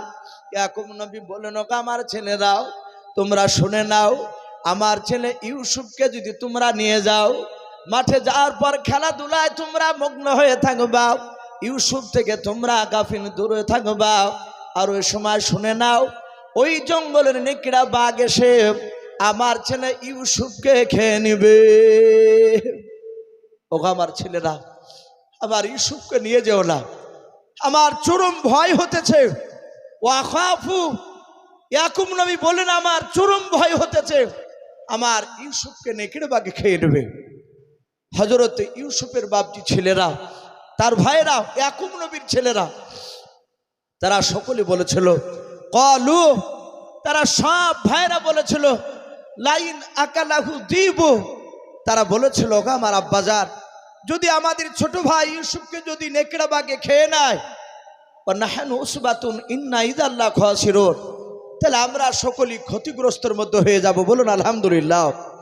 তারা যুক্তি খাড়া করে বলেছিল, আব্বা আপনি চিন্তিত হবেন না, আপনি কাঁদবেন না, ভয়ের কোনো কারণ না। আমরা 10টা ভাই ইউসুফকে মাঠে যদি নিয়ে যাই, আমরা 10 ভাই ইউসুফকে আমরা পাহারা দিয়ে দাঁড়িয়ে থাকবো, জঙ্গলের একটা বাঘ কেন 10টা বাঘ এসে আমাদের কাছ থেকে ইউসুফ ভাইকে কেড়ে নিতে পারবে না। হযরত ইয়াকুব নবী আলাইহিস সালাম দেখলেন এরা বারবার যখন এরা দায়িত্ব নেব বলছে, আর ওরা বলল ইউসুফকে খেয়ে নিলে আমরা ক্ষতিগ্রস্তের মধ্যে হয়ে যাব। ইয়াকুব নবী আলাইহিস সালাম লাস্টে বলল, ওগো আমার ছেলেরা, আমার ভয় হতেছে, নেকড়ে বাঘে খেয়ে নেবে, কিন্তু তোমরা সাবধান, আমার ইউসুফকে নিয়ে যাও, কিন্তু ইউসুফ নবীকে তোমরা একটু ভালো করে লক্ষ্য রাখবা। সম্মানিত ভাইরা, আমার বাবা জীবনেরা, হযরত ইয়াকুব নবী আলাইহিস সালাম শুধু অনুমতি দিয়েছে, বাবা নিয়ে যাও, যাহাতে নিয়ে যাওয়ার হুকুম দিয়েছে। সাথে হাতে ইউসুফ নবীর বড় ভাই ইউসুফ নবী আলাইহিস সালামের হাত ওখানা ধরে বাবা কোলে তুলে নিলাও। হযরত ইউসুফ নবীকে বাপজি তুলে নিয়ে তারা চুমা খেতে শুরু করে দিল, তারা মহব্বত করতে দেখাতে লাগলো, আর রাস্তা দিয়ে বাপজি হাঁটতে শুরু করলাও। ইউসুফের বাপজি আপনার দ্বিতীয় ভাইটা সুমন বলে ভাইটা বড় ভাইয়ের কাছ থেকে বাপজি মহব্বতে বাপজি কেড়ে নিলাও, উনিও চুমা দিতে লাগলেন। 3 নাম্বার ভাইটা উনিও নিয়ে নিলেন, আর মহব্বত করতে করতে বাপজি তারা নিয়ে যাচ্ছে। ইয়াকুব নবী আলাইহিস সালাম ঘর থেকে বেরো বাপজি দরজার কাছে দাঁড়িয়েও রাস্তার দিকে বাপজি দেখতে থাকলেন যে মাঠে রাস্তার দিকে বাপজি চলতে শুরু করলো তার ছেলেরাও। ইউসুফের ভাইদের বাপজি স্নেহ করা দেখে, মহব্বত করা দেখে ইউসুফ নবীর আব্বা ইয়াকুব নবী আলাইহিস সালাম উনি মচকে মচকে হাসছেন আর বলছেন, আল্লাহ আমার ছেলেরা যেভাবে ইউসুফকে লক্ষ্য রাখছে, যেভাবে আমার ইউসুফকে ভালোবাসছে, আমার মনে হয় জঙ্গলের একটা বাঘ কেন 50টা বাঘ এসে আমার ইউসুফ ছেলেকে খেতে পারবে না। ওরা হযরত ইউসুফ নবী আলাইহিস সালামকে চুমা দিতে দিতে দিতে দিতে দিতে দিতে বাবা একেবারে বাপজি তারা জঙ্গলে প্রবেশ করলাম। ইয়াকুব নবী আলাইহিস সালামের বাপজি চোখের আড়াল হয়ে গেল। ইউসুফের ভাইয়েরা তারা পেছন দিকে ঘুরে দেখল, আর আব্বাকে দেখতে পাওয়া যায় না। সেই সময় হযরত ইউসুফ নবী বাপজি সুমন বুলাজি ভাইটা, যে ভাইটা প্রথমে ইউসুফের স্বপ্নের কথা বাপজি শুনে নিয়েছিল, ওই ভাইটা জঙ্গলে মাঠের ভিতর নিয়ে গিয়াও কাঁধে করে বাপজি যখন ধরে নিয়ে বসেছিল, ইউসুফ নবীর পা দোখানা ধরে বললাও, ওরে ইউসুফ ভাই, তোকে আমরা ছলবল কৌশল নিয়ে এসেছি হত্যা করার জন্য। হযরত ইউসুফ নবী বলেন, ভাই হত্যা কেন আমাকে করবা? সাথে বলেছিল, ভাই রে তুমি স্বপ্ন দেখেছ তুমি নাকি উচ্চ সম্মানের অধিকারী হবা, আল্লাহ নাকি তোমাকে করবে। আমাদের এতগুলো ভাইয়ের মধ্যে সেই সম্মান জায়গায় আমরা পাবো না, তাই তোমাকে হতে দেব না। ওরে ভাই, আমরা ছলবল কৌশলে তোমাকে মাঠে নিয়ে এসেছি, আমরা হত্যা করে ফেলব। ইউসুফ নবী আলাইহিস সালাম সুমনের হাত ওখানে ধরে বলেছিল, ভাই আমাকে তোমরা ফেলো না, মেরো নাও, হত্যা করো নাও। কিন্তু বাবা শুনলো নাও। ইউসুফের বাপজি সুমন বলে ভাইটা এ ওসবের পা দোকানা ধরেও মাটির দিকে বাপ যে টান মেরে ছুঁড়ে ফেলে দিলাও। এ ওসব নবী আলাইহিস সালাম নোরানি বদনখানা মাটি থেকে বাপজি দাঁড়াস করে পড়ে গেল। এ ওসব নবী চিৎকার করে কেঁদে বলেছিল আল্লাহ। হযরত ইউসুফ নবী বাপজি তাড়াতাড়ি বাপজি উঠতে গিয়ে কষ্ট হলো। এ ওসব নবী মুখে হাত দিয়ে দেখেন বাবা মুখ দিয়ে বাপজি রক্ত বেরোচ্ছে। এ ওসব নবী আলাইহিস সালামের কপাল ফেটে গিয়েছে, হাতে লেগেছে বাবা। এ ওসব নবী আলাইহিস সালাম দেখলেন তার ভাইয়েরাও এ ওসব নবীকে বাপজি মাটিতে ছুঁড়ে ফেলে দিয়াও। তারা বাপজি কেউ দাঁড়ালো না, সোজা তারা বাড়ির দিকে না গিয়ে তারা গভীর আরো বাপজি জঙ্গলে তারা দৌড়ে গিয়ে প্রবেশ করলাম। এ ওসব নবী আলাইহিস সালাম কান্না করিতে করিতে ডাক দিয়ে বলেছিল আমার ভাইয়েরাও তোমরা আমাকে মাটিতে ছুঁড়ে ফেলে দেওয়ার পর কেন তোমরা জঙ্গলের দিকে দৌড়ে চলে যাচ্ছ? মালাও এই ভাই তোমরা দাঁড়াও, আমি তোমাদের সাথে দৌড়ে যেতে পারবো না, কারণ তোমরা আমাকে মাটিতে ছুঁড়ে ফেলে দিয়েছ, আমার শরীরে ব্যথা শুরু হয়ে গিয়েছে। ভাই দাঁড়াও, কিন্তু ভাইয়ারা কেউ দাঁড়ালো না। বেশ কিছুক্ষণ পর বাবা তাফসীরে মারফুল কোরআনে পাওয়া যায় এ ওসব নবী আলাইহিস সালামের বাপজি 10টা ভাই গভীর জঙ্গল থেকে কিছুক্ষণ পর তারা বাপজি কাটাওয়ালা ডাল তারা ভেঙে নিয়ে আসলো। 10টা ভাইয়ের হাতে বাপজি কাটাওয়ালা ডাল ছিল। তারা 10 ভাই ইউসুফ নবী আলাইহিস সালামকে বাপজি গোল করে ঘেরাও করে নিয়ে দাঁড়িয়ে গেল। এ ওসব নবী বলেছিল আমার ভাইয়েরাও তোমরা আমাকে টান মেরে জমিনে ছড়ে ফেলে দিলাও, তারপরে আবার কাটাওয়ালা ডাল নিয়ে কেন আমার দিকে অমন করে মোটা মোটা চোখ করে কেন তাকা জমালাও?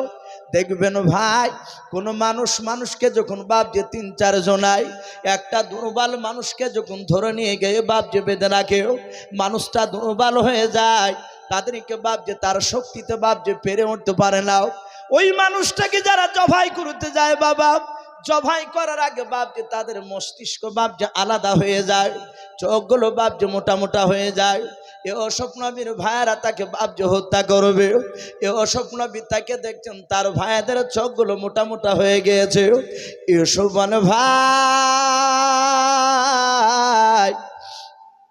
তোমাদের চেহারা দেখে আমি ভয় পাই, ভাই গো অমন করে তোমরা আমার দিকে তাকায়ও নাও। তাফসীরে পাওয়া যায় ইউসুফ নবীর বাপ যে আপনার ওই যে আপনার বাদী বলে যে বাপ যার একটা মা ছিল, ইয়াকুব নবীর আর একটা বাদীর যে 4টা সন্তান ছিল, তারা তাড়াতাড়ি বাবা ইউসুফের বাপ যে জামাটাকে খুলে ফেললাও। খুলে ফেলার পর ইউসুফ নবী আলাইহিস সালামের শরীরে বাপ যে তারা 4 ভাই প্রথমে কাটাওয়ালা ডাল নিয়ে মারতে শুরু করলাম। হযরত ইউসুফের শরীরে যখন বাপ যে মুখের উপরে কাটাওয়ালা ডাল বাপজি সপা করে যখন মেরে দিলাও, কাটাগুলো ভোগে গেল। ইউসুফ নবী কাদার বলে ওগো আমার ভাই আমি আর মার সহ্য করতে পারি না।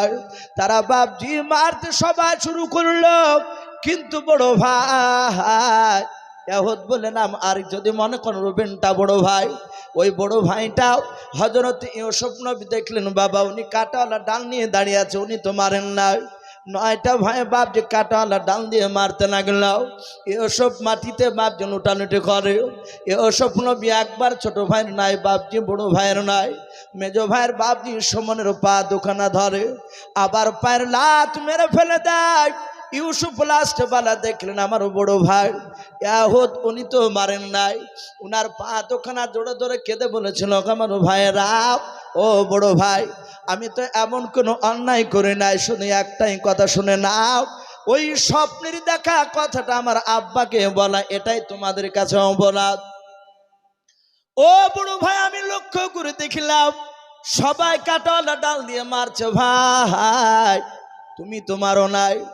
ভাই গো আমাদের মা দুটো কিন্তু বাপ তো আমাদের একটাই, ভাই আমি আর সহ্য করতে পারি নাই। ভাই গো তোমার ভাইদেরকে একটু বারণ করো, আমার কথা ওরা শোনো নাই, তুমি একটু বারণ করলে মনে হয় তোমার কথা শুনবে। ইউসুফ নবী আলাইহিস সালামের বড় ভাই বাপজি উনি মনে মনে চিন্তা করলেন মাওলাও ইউসুফ ভাই কোনো অন্যায় করে নাই, শুধু স্বপ্নের কথাটা বলার কারণে আমরা মারা জন্য আমরা চক্রান্ত যার বিছিয়েছে। বড় ভাই চিন্তা করুন, মাওলা যদি আমরা ইউসুফকে কাঁটাওয়ালা ডাল দিয়ে যদি মারতে মারতে যদি হত্যা করে নিই, তাহলে আমরা সবাই হত্যাকারী হয়ে যাব। ইয়াহুদ চিন্তা করলেন, এটা তো চোরও বললা। আমার আব্বা ইয়াকুব নবী বলেছে, যারা অন্যায়ভাবে হত্যা করবে, যে মৃত্যুবরণ করবে, সে তো হয়তো আল্লাহ তাকে মাফ করে দিতে পারে, কিন্তু যারা অন্যায় করে মারবে, যারা হত্যাকারী হবে, তারা তো জাহান্নামে যাবে। আর আমরা যে কোনো সাধারণ লোকের সন্তান নয়, আমরা একজন বিখ্যাত নবীর সন্তান। আমরা যদি মারি ইউসুফকে ভাবে মারতে মারতে মেরে ফেললে আমরা সকলে হত্যাকারী হয়ে যাব না, এইভাবে মারবো না। তাই চিন্তা করলো, আমাদের উদ্দেশ্য আমার আব্বার কাছ থেকে চোখের আড়াল করা, একে মেরে ফেলা মানে আব্বার কাছ থেকে একেবারে দূরে সরে যাবে। আমাদের উদ্দেশ্য হচ্ছে আড়াল করা। আর ইয়াহুদ বড় ভাইটা উনি মনে মনে চিন্তা করলেন, আমি আব্বার কথার মধ্যে একটা মিথ্যা কথা বলা রাস্তা খুঁজে পেয়ে গেছি। উনি চিন্তা করলে, ওই যে আব্বা বলেছিল, ক্বালা ইন্নী লা ইয়াহজুনুনি আন তাযহাবু বিহি ওয়া খাফা ইয়াকুলাহু যিবু ইলা আখিরিল আয়া। হযরত ইয়াকুব নবী বলেছিলেন, লোক আমার ছেলেরাও আমার ভয় হতেছে, আমার ইউসুফকে নেকড়েবাগে খেয়ে নেবে। ইয়াহুদ মনে মনে চিন্তা করলেন, এখানে একটা মিথ্যা কথা, আমরা এখান থেকে বের করে আমরা ভাইকে একটু বোঝাই। সাথে হাতে তার ভাইদেরকে বলল, আমার ভাইয়েরা শুনে নাও, আমরা ইউসুফকে এইভাবে মারতে মারতে যদি শেষ করে দিই, তাহলে আমরা সকলে হত্যাকারী হয়ে যাব। আর আব্বা বলেছে, হত্যাকারী যারা হবে তারা জাহান্নামে যাবে। আমরা নবীর সন্তান হয়ে আমরা জাহান্নামে যেতে চাই না। ওগা আমার ছেলেরা শুনে নাও, আব্বা তো বলেছে ইউসুফকে নেকড়েবাগে খেয়ে নেবে। এখান থেকে আমরা একটা মিথ্যা কথা আব্বার কাছে গিয়ে বলবো। বলে, কি বলবা? বলে, ভাই দেখো, এই রাস্তাতে জঙ্গলে কোনো ইদারা পাওয়া যায় কিনা। ক্বালা কাইলুম মিনহুম লা তাকতুল ইউসুফা ওয়ালকুহু ফি গয়াবাতিল জুব্বি ইয়ালতাকিতুহু বাযু সাইয়্যারাতিন কুনতুম ফাইলিন। হযরত ইউসুফের ভাইদের মধ্যে থেকে ওই ভাইটা বলল, ইউসুফ ভাইকে লা তাকতুল ইউসুফাকে জবাই করো না, দেখো রাস্তার ধারে কোনো ইদারা পাওয়া যায় কিনা জঙ্গলে। যদি ইদারা পাওয়া যায়, আমরা ইউসুফ ভাইয়ের তো জামাটা খুলে নিয়েছে, আমরা ইউসুফকে নিয়ে গিয়ে ইদারায় ধাক্কা দিয়ে ফেলে দেব, ইউসুফ ইদারায় পড়ে যাবে। শুনে নাও, আমরা এই জামাটাকে নিয়ে আমরা একটা প্ল্যান তৈরি করব। আমরা আব্বার কাছে একটা এমন প্ল্যান করে কথা বলবো যেন আব্বা বুঝতে না পারে যে আমরা ইউসুফকে ইদারায় ফেলে দিয়েছি। আমরা ওই কথাটাই কাজে লাগাবো, যেটা আব্বা বলেছে ইউসুফকে নেকড়েবাগে খেয়ে নিবে, এটা আমার ভয় হতেছে। আমাদের কাছে যে ছাগল রয়েছে, দুম্বা রয়েছে, প্রায় 200-র উপরে ছাগল, দুম্বা মিলে হবে। আব্বা আমাদেরকে এতই বিশ্বাস করে, আমরা ছাগল চড়ে যখন মাঠ থেকে বাড়ি যায়, আব্বা তো আমাদের কাছে ছাগলের হিসাব নাই না, কটা ছাগল নিয়ে বেরিয়ে আসে এটাও তো আব্বা গনে আমাদেরকে পাঠাই না। তাহলে একটা দুর্বল দেখে ছাগলকে জবাই করে ওই ছাগলের রক্ত আমরা জামাতে মাখিয়ে নিয়ে গিয়ে বলবো, আব্বা ইউসুফকে নেকড়েবাগে খেয়ে নিয়েছে, এটাই বিশ্বাস করে নেবে। ওগো বন্ধুরা শুনে নাও, যদি আমরা ইউসুফকে ইদারায় ফেলে দিই, তাহলে ইদারায় পানি থাকলে ইউসুফ পানি খেয়ে মারা যাবে। যদি তা না হয়, শুনে নাও, যদি পানি না থাকে, তাহলে এই রাস্তা দিয়ে মিশরের লোক যাতায়াত করে, কোন বণিকের দল, ব্যবসায়ী লোক, তারা হয়তো যাবার সময় ইউসুফের ক্রন্দন শুনে হয়তো তারা উঠে নিয়ে চলে যেতে পারে। আর এই কেনান শহর থেকে ও যদি মিশরে চলে যায়, তাহলে আমাদের ঝামেলা একেবারে চুকে যাবে, মিটে যাবে, আমার আব্বার চোখের আড়াল হয়ে যাবে। তারপরে বলল, ভাই শুনে না, যদি তাও না হয়, ইদারায় পানি যদি না থাকে, তাহলে সাপ বিচ্ছু থাকবে, তাতে ইউসুফকে দংশন করবে, ইউসুফ বিষে জর্জরিত হয়ে মারা যাবে। আর আব্বাকে বলবো ইউসুফ বাঘের পেটে চলে গেছে, আব্বা জান বুঝতে পারবে না।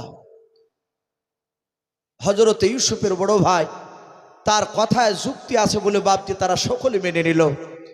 তারা বলল, ভাই ওই দেখো একটা ইদারা দেখতে পাওয়া যাচ্ছে, বলে বাপজি ইউসুফের ভাইয়েরা তারা ধাক্কা মারতে মারতে, কোনো মুফাসসিরিন কেরাম লিখেছেন তারা দড়ি দিয়ে ইউসুফকে বেঁধে ফেলেছিল যেন আমাদের হাত থেকে যেন পালিয়ে না যায়। ইউসুফ নবী আলাইহিস সালামকে ইদারার কাছে নিয়ে গিয়ে বাবা ধাক্কা দিয়ে ইউসুফ আলাইহিস সালামকে বাপজি ইদারায় ফেলে দিলে। ইদারায় যখন ফেলে দিলে, কোনো বাপজি আপনার রেওয়াতে এসেছে ইউসুফ নবী আলাইহিস সালাম যে ইদারায় পড়েছিলেন সেই ইদারার তলে নিচে একটা ছোট্ট পাথর ছিল। মহান রব্বুল আলামিন কুদরাতে ওই পাথর উপরে ইউসুফ নবী দাঁড়িয়ে গেলেন, বলুন সুবহানাল্লাহ। কিন্তু এই রেওয়াতটা অতি দুর্বল। কোন উলামা বাপজি এটা বয়ান করেছে, যদি এটাও যদি আমরা যদি শক্তভাবে নাও মানি, এতটুকু জানতে হবে যে আল্লাহর কুদরাতে ইউসুফ নবী আলাইহিস সালামকে ইদারার ভিতরে যত্ন করে রাখলে, বলুন সুবহানাল্লাহ। ইউসুফ নবী আলাইহিস সালাম চিৎকার করে কাঁদছেন আর বলছেন, ওগো ভাইরাও, আমাকে ইদারায় ফেলে দিলে, আমার আব্বা একটি বেলা আমাকে না দেখলে থাকতে পারে না। ওগো আমার শুনে নাও, ওগো আমার আব্বা, ওগো আমার ভাইয়েরা, আমার আব্বার কাছে নিয়ে চলো, আমাকে ইদারায় এইভাবে ফেলে দিও না, রেখে দিয়ে চলে যেও না। সঙ্গে সঙ্গে বাপজি আপনার যখন এই কথা বললো, তারা বলল, তোকে আমরা তোলার জন্য ফেলে নাই, ইদারায় ফেলে দিয়েছি, আব্বার কাছে গিয়ে বলবো আমরা অনেক ভাই আছি, তোর কথা একবারে জিজ্ঞাসা করবে না আশা করে, আর যদি জিজ্ঞাসা করে তাহলে এই জামাটা নিয়ে গিয়ে আমরা মিথ্যা অভিনয় করে আব্বার কাছে গিয়ে বলবো। হযরত ইউসুফ নবী আলাইহিস সালামকে বাপজি রেখে দিয়ে চলে গেল। ইয়াকুব নবী আলাইহিস সালাম উনি রাস্তার ধারের বাপজি দরজার গুড়িতে দাঁড়িয়ে দাঁড়িয়ে বারবার তাকাচ্ছিলেন, ইউসুফ ছেলে আমার কখন আসবে।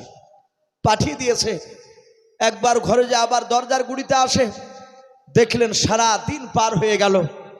রাত্রিবেলায় ইউসুফ নবীর বাপজি আপনার ভাইয়েরা 10 জনায় তারা মিথ্যা অভিনয় করে তারা প্ল্যান করেছিল যে আমরা প্রথমে আব্বার কাছে কাঁদতে কাঁদতে যাব।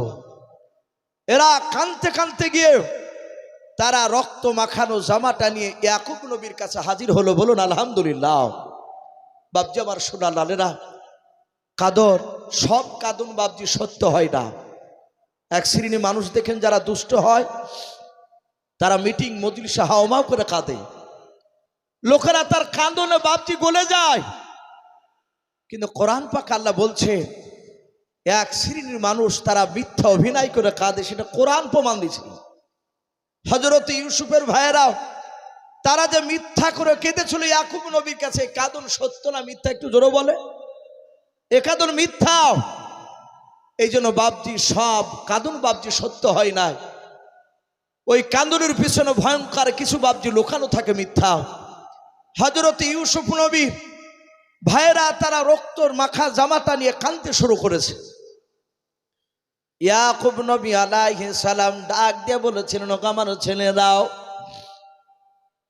আমি তোমার সবাইতে তোমার ভাইদেরকে দেখতে পাচ্ছি, আমার ছোট ছেলে, তোমাদের যে ছোট ভাই আমার কলিজার টুকরা ইউসুফকে কেন দেখতে পাওয়া যায় না? ওরা 10 জনায় কাঁদতে কাঁদতে বলেছিল, আব্বা ইউসুফ আমাদের ছোট ভাই, আমরা রানের প্রতিযোগিতায় মাঠে গিয়ে নাম দিয়েছিলাম, আমাদের ছোট ভাইকে রানের প্রতিযোগিতা নাম লেখাতে বললাম।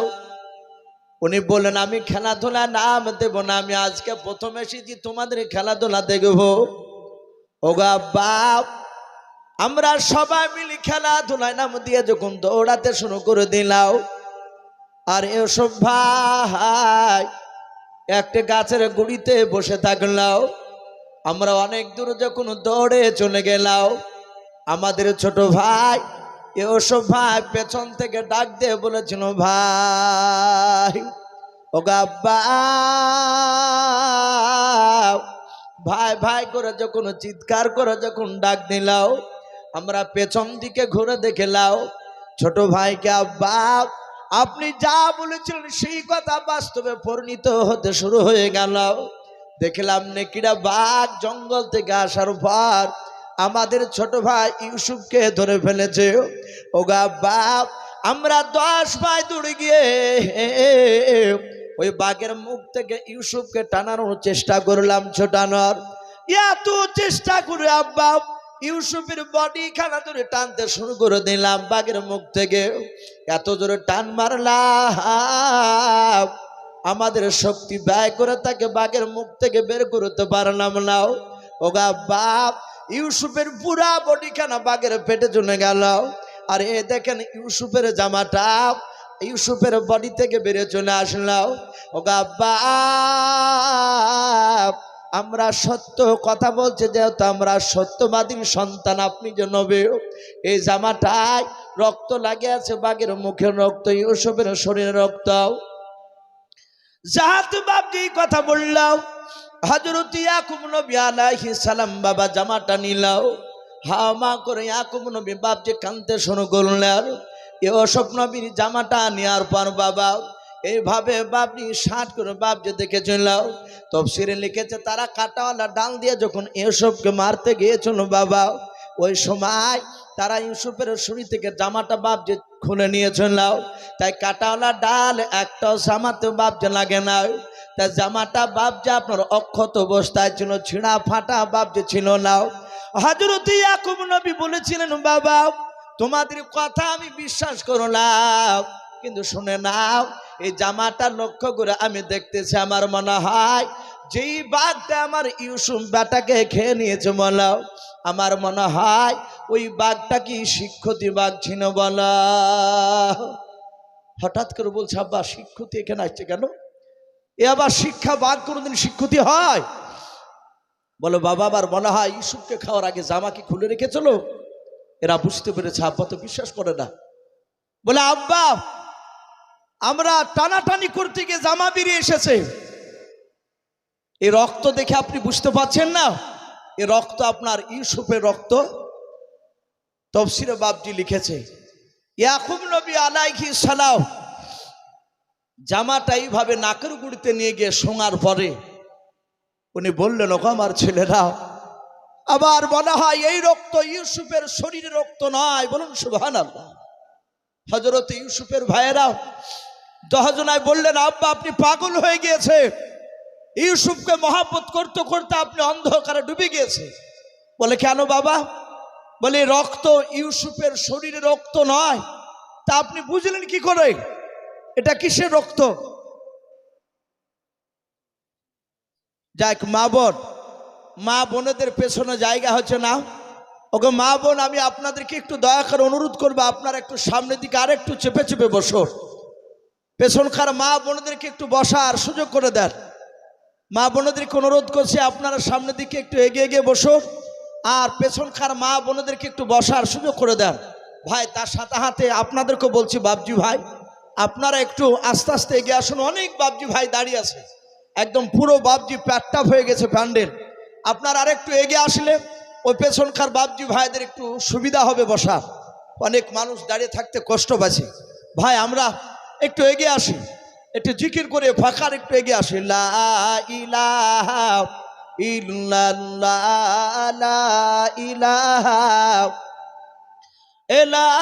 ইলাহা ইল্লাল্লাহ, মুহাম্মাদুর রাসূলুল্লাহ সাল্লাল্লাহু তাআলা আলাইহি ওয়াসাল্লাম। হযরত ইউসুফের আব্বা ডাক দিয়ে বলেছিল, ওগো আমার ছেলেরা, এ রক্ত ইউসুফের না, তা কেমন করে বুঝলাম? তোমরা জানো না? বলে না। তাহলে জানো কি করে আমি বুঝতে পারলাম? মুফাসসিরিনে কেরাম লিখেছে, হযরত ইয়াকুব নবী বলছেন, বাবা আমার ইউসুফের তখন বয়স ছিল মাত্র 4 বছর। বলুন আলহামদুলিল্লাহ। ক বছর বললাম? 4 বছর। ওগো আমার ছেলেরা শুনে নাও, ওই 4 বছর বয়সে ইউসুফের আঙুল কেটে গিয়েছিল।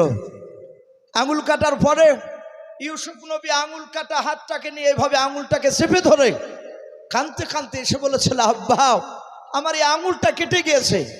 আমাদের দেখবেন বাচ্চা ছেলে বাপজি রাস্তায় খেলাধুলা করতে গিয়ে দৌড়তে গিয়ে যদি পড়ে যায়, উঝুট লেগে যদি পড়ে যায়, ও ডান দিকে বাম দিকে সামনে পেছন দিকে তাকে দেখে কোনো লোক দেখতে পায় কিনা। যদি দেখতে না পায়, 1 ফোঁটা চোখ দিয়ে পানি ঝরাবে না, আওয়াজও করবে না, চট করে উঠে সোজা হাঁটতে শুরু করবে, নাহলে আবার দৌড়ে যাবে। আর যদি মানুষকে দেখে নেয়, তখন দেখবেন ও কাঁদতে শুরু করবে, আর ও দাঁড়া আপনার সেখানে চুপচাপ থাকবে না। যদি মানুষেরা যতক্ষণ পর্যন্ত না বলবে এই বাবা কাঁদিস না, লাগেনি, ভালো হয়ে যাবে, বলেন এরকম অনেক সময়। হযরত ইউসুফের আঙুলটা কেটে গিয়েছে। ইউসুফ নবী কাঁদতে কাঁদতে গিয়ে বলেন, আব্বা আমার এই আঙুলটা কেটে গিয়েছে। ইয়াকুব নবী বলেছিলেন, ওগো আমার ছেলেরাও শুনে নাও, ওই 4 বছর বয়সে আমার ইউসুফের আঙুল কাটা জায়গাটা নিয়েও আমি মুখের গুড়ি নিয়ে গিয়ে ফু দিয়ে বলেছিলাম, বাবা ভালো হয়ে যাবে, তুমি কেঁদো নাও। ও আমার ছেলেরা শুনে নাও, ওই সময় যখন আমি ফু দিতে গিয়েছিলাম ইউসুফের কাটা জায়গা আঙুলটাই, আর ওই সময় আমি ইউসুফের রক্ত থেকে আমি নাকে ঘ্রাণ পেয়েছিলাম, মুশকে আম্বার নাই রক্ত থেকে বেরিয়েছিল। জোরে বলুন সুবহানাল্লাহ। ওগো আমার ছেলেরা, এই রক্ত যদি ইউসুফের যদি শরীরের রক্ত হতো রে বাবা, ওই সেদিনকার মতো রক্তে যা আমি খুশবু পেয়েছিলাম ওই রকম খুশবু আজও আমি পেতাম। জোরে বলুন সুবহানাল্লাহ। এই ছেলেরা, তা আমার সন্দেহ হচ্ছে এই রক্ত ইউসুফের শরীরে নয়। ইয়াকুব নবী হাওয়া করে কাঁদছে আর বলে, বাবা তোদের অনুরোধ করে বলি বল, আবার ইউসুফকে কোথায় লুকিয়ে রেখে এসেছি। ও আবার ছেলেরাও তোমরা ভালোই জানো যে আমি ইউসুফকে একটি বেলা চোখের আড়াল করে আমি কোথাও রাখতে পারি না।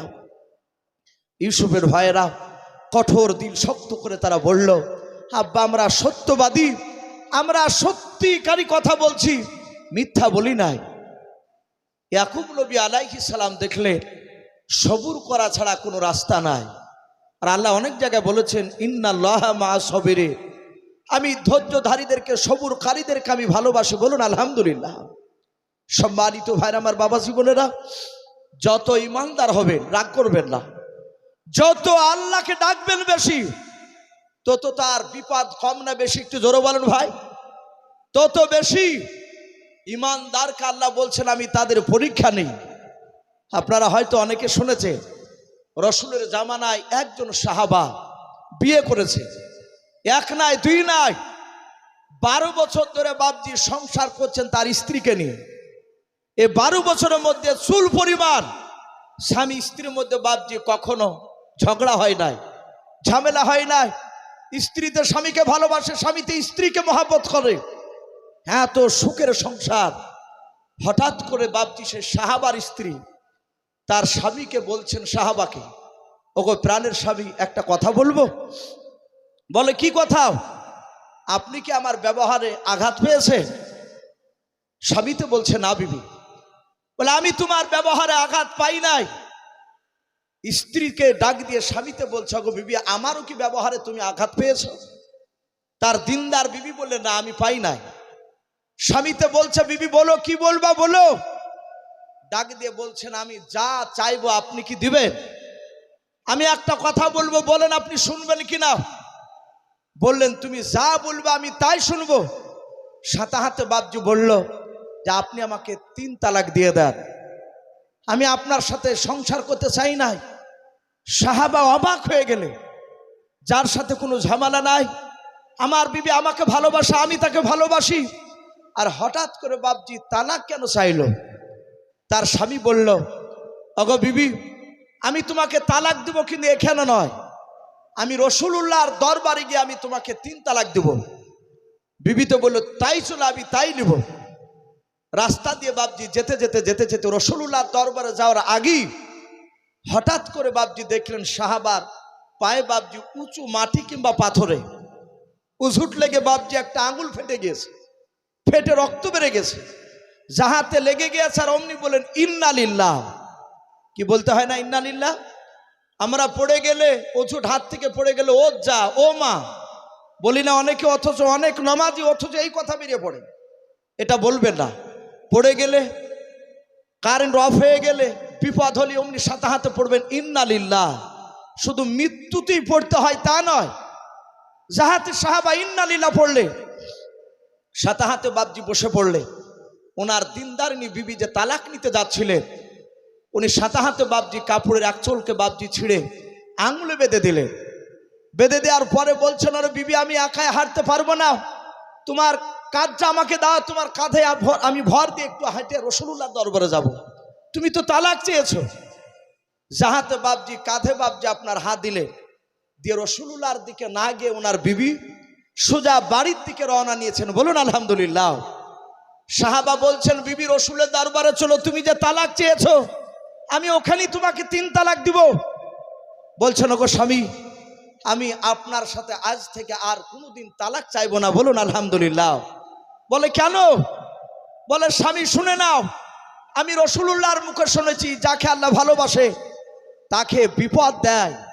আমি তোমার সাথে 12 বছর ধরে ঘর সংসার করলাম, এই 12 বছরের মধ্যে একটা দিন আমি তোমাকে বিপদ হতে দেখি নাই।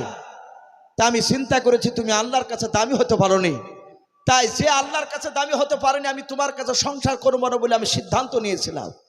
যখন যেতে যেতে অঝুট লাগলো, বুঝতে পেরেছি আজ থেকে তোমাকে আল্লাহ ভালোবাসতে শুরু করেছে, আমি তোমার সাথে এখন সংসার করব। জোরে বলুন সুবহানাল্লাহ, আরো জোরে বলুন সুবহানাল্লাহ।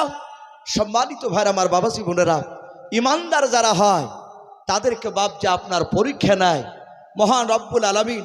ইয়াকুব নবী আলাইহিস সালামকে বাপজি আপনার পরীক্ষায় ফেলেছিলেন। তা আমি আপনাদের সকলকে বলবো বাপজি, এই ইউসুফ নবী আলাইহিস সালাম ইদারায় পড়ে থাকার পরে উনি ওখান থেকে আমরা সকলেই বাপজি শুনেছি। কারণ ভাই আমি প্রথমেই বলেছি ইউসুফ নবীর ঘটনা সম্পূর্ণ বলা সম্ভব হবে না একটা স্টেজে। তো যাই হোক, সময় পর্যন্ত বাপজি যতটা হবে ততটা আলোচনা করার বাপজি আপনার কথা আমি আপনাদের সকলকে বলবো। মহান রব্বুল আলামিন তার ইশারায় ইউসুফ নবী আলাইহিস সালামকে ইদারায় শুধু বেঁচে রেখেছিলেন তা নয়, ইদারা থেকে রব্বুল আলামিনের ইশারায় মিশরে নিয়ে গিয়ে মহান রব্বুল আলামিন তাকে মিশরের বাদশা পর্যন্ত বানিয়েছিলেন। বলুন আলহামদুলিল্লাহ, আরো জোরে বলুন আলহামদুলিল্লাহ। তাই সম্মানিত ভাইরা আমার, বাবাজি বোনেরা, আমি আপনাদের সকলকে বলবো ভাই, আমার পরে আরো 2 জন দামি দামি বক্তা রয়েছে। এ দেখেন ভাইজান, উনি চলে এসেছে আপনাদের সামনে, উনি মূল্যবান কথা রাখবেন। আমি প্রতিটা বাপজি ভাইদেরকে বলবো, মা বোনদেরকে বলবো, ভাই এই এলাকার মানুষ যারা আপনারা এখানে আছেন, আশা করি এ যতগুলো মানুষ আছে আশা করি হয়তো 2-4টা লোক বাদ দিয়ে আশা করি প্রায় মানুষ বাপজি আমাকে চিনে। এক বাক্যে ইউসুফ বললে প্রায় মানুষে চিনে। আপনারা আমাকে ভালোবাসে। আমি দেখেছি একই গ্রামে 8 বার 9 বার করে নিয়ে যায় মানুষ। বাপজি কিছু মানুষের যখন মহব্বত হয়ে যায় শুধু ওয়াজটাই দেখে না, সামনে এসে বাপজি বসলি মানুষের জান জুড়ে যায়। এ দেখেন আপনাদের এলাকায় জালসাই এই আব্বা জানে বাসার সাহেব, আপনাদের এলাকার যে বাপজি রত্ন, ওনাকে জালসাতে বাপজি কিছু কিছু জালসা যদি দেখতে না পাওয়া যায় তো মনটা ভালো লাগে না। থাকলে মানায় যে হ্যাঁ সব জায়গায় দেখতে পাওয়া যায়। মানুষের মহব্বতটা সবচেয়ে বড় জিনিস। তো যাই হোক ভাই, আমি আপনাদের জন্য দোয়া করব, আপনারা আমার জন্য দোয়া করবেন। আল্লাহ রব্বুল আলামিন আপনাদেরকে এবং তার সাথে হাতে হতভাগা মহান রব্বুল আলামিন এর আমি গুনাহগার বান্দা, আমাকেও জানো এ সকলকে যেন মহান রব্বুল আলামিন ইন্তেকাল পর্যন্ত, মৃত্যু পর্যন্ত আল্লাহর সঠিক রাস্তায় যেন আমাদেরকে যেন রব্বুল আলামিন চালিয়ে নেন। বলুন আল্লাহুম্মা আমিন। এবং আপনাদেরকে এবং তার সাথে হাতে আমাকেও মৌতের সময় আমাদের যেন কলেমা পড়তে পড়তে যেন মৌত হয়। বলুন আল্লাহুম্মা আমিন। দোয়া করি প্রতিটা বাপজি ভাই, মা বোনেরা, আমরা যারা আছি আল্লাহ যেন আমাদের সকলকে যেন কুকুর শিয়ালের মতো যেন মৌত থেকে যেন হেফাজত করো। বলুন আল্লাহুম্মা আমিন, আল্লাহুম্মা আমিন। তো ভাই যাই হোক, আর লম্বা চড়া করবো না, বক্তা সাহেব চলে এসেছে, বক্তা বসে রেখে কথা বলে এটাও বাপজি বেয়াদবি। আমি প্রতিটা বাপজি ভাইদেরকে, মা বোনদেরকে শেষ কথা বলবো, আমরা যাই শুনি না কেন এই বক্তব্য শোনার সারমর্ম শেষ বাপজি একটাই উদ্দেশ্য, সেটা হচ্ছে নমাজ পড়া 5 ওয়াক্ত। আমরা সকলেই 5 ওয়াক্ত নামাজ পড়বো। বলুন ইনশাআল্লাহ। একটু হাত উঁচু করে বলুন ইনশাআল্লাহ। আল্লাহ কবুল করুন। বলুন আল্লাহুম্মা আমিন। যাদের বাপ মা বেঁচে আছে ভাই একটু হাতে পায়ে ধরে বলবো ভাই, যাদের বাপ মা মরে গিয়েছে তাদের রহমতের দরজা বন্ধ। যাদের বাপ মা বেঁচে আছে তারা বাপজি চরম ভাগ্যবান। বলবো তাদেরকে বাপ মার খিদমত করবে, অন্যায়কের কথা বলে ক্ষমা চাইবে। অনেক সন্তান আছে বাপের পাহা দিয়ে চলে যায়, কথা বলে না, আঁকড়াই না। যদি বলা হয় যে ভাই তোর বাপকে কথা বলিস, বলে 4 বছর থেকে কথা বলি নাই, একটা প্রেস্টিজের ব্যাপার, ও কথা বলতে আমি পারবো না। বাপের কাছে প্রেস্টিজ নয়, ক্ষমা চাইবে, না হলে মৃত্যুর পর কবরটা জাহান্নামের গর্ত হয়ে যাবে। তাই সকলকে বলবো বাপ মার খিদমত করবেন। আর যাদের বাপ মা মারা গিয়েছে অনুরোধ করব মাঝে মাঝে বাপ মার কবরে গিয়ে বাপজি একটু দোয়া করবে। আল্লাহ রাব্বুল আলামিন আমাদের সকলকে যেন কোরআন এবং সুন্নাত মাফিক আমল করা তৌফিক দান করুন। বলুন আল্লাহুম্মা আমিন, আল্লাহুম্মা আমিন। এ বলে আমার বক্তব্য শেষ করলাম। ওয়া আখিরি দাওয়ানা আনিল হামদুলিল্লাহি রাব্বিল আলামিন। আসসালামু আলাইকুম ওয়া রাহমাতুল্লাহি ওয়া বারাকাতুহু।